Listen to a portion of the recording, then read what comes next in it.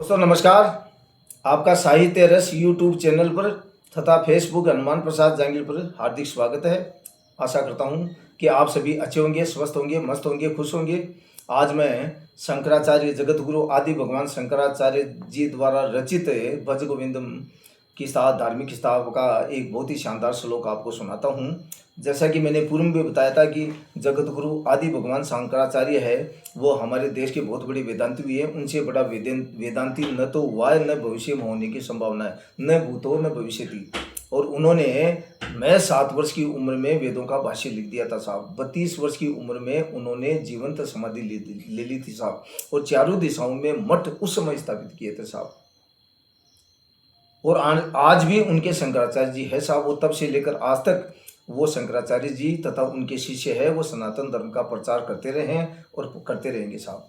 तो शंकराचार्य जी की लिखित एक बहुत ही शानदार धार्मिक पुस्तक है, उसका नाम है भज गोविंदम। उसका एक श्लोक है, वो आपको मैं सुनाता हूँ। वो शानदार श्लोक है, ध्यान से सुनना।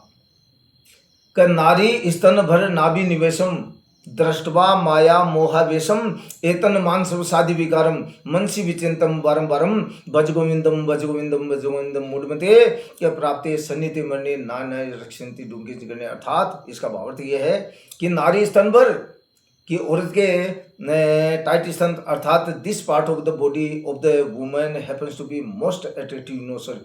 नारी स्तन भर कि नारी के भरे स्तन, नाभि निवेशम यानी कि थिन वेस्ट पतली कमर, दृष्टवा माया मोहावेशम ये दोनों पार्ट ही आकर्षण के सबसे ज्यादा केंद्र होते हैं। तो शंकराचार्य जी कहते हैं कि दृष्टवा माया मोहावेशम, इनको देख करके हे मूर्ख मनुष्य तू माया और मोह के आवेश में मत आ।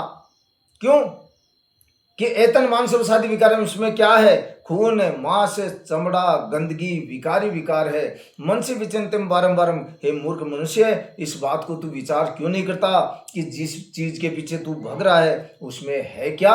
अरे why are you running blindlessly without considering the fact that what is inside it.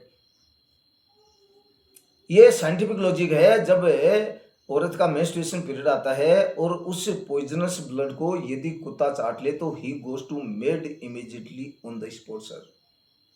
अब संतों का भाव समझिए। ये मतलब नहीं है कि आप स्त्री का त्याग ही कर दो। संतों का भाव ये है कि स्त्री जननी है, संसार की रचयिता है, माता है, बहन है, सब कुछ स्त्री है। लेकिन आपको उसी अनुक्रम में आपको उसके साथ में व्यवहार करना है, उसको ट्रीट करना, उसको आचरण, माँ है तो माँ के समान उसको ट्रीट करना है। आपका आचरण माँ के समान होना चाहिए। बहन है तो बहन के समान होना चाहिए। पुत्री है तो पुत्री के समान होना चाहिए। पत्नी है तो पत्नी के समान होना चाहिए। संतों का भाव यह है कि you have to treat her by living within limits. आपको अपनी लिमिट्स पार नहीं करनी है। सो संतों का भाव है बड़ा गूढ़ होता है और यथार्थ होता है। हमारे संत महात्माओं ने, हमारे दिव्य महापुरुषों ने जो भी ग्रंथ लिखे हैं, जो भी धार्मिक ग्रंथ लिखे हैं, उन धार्मिक ग्रंथों में जो भी बातें कही गई है वो अकाट्य है साहब।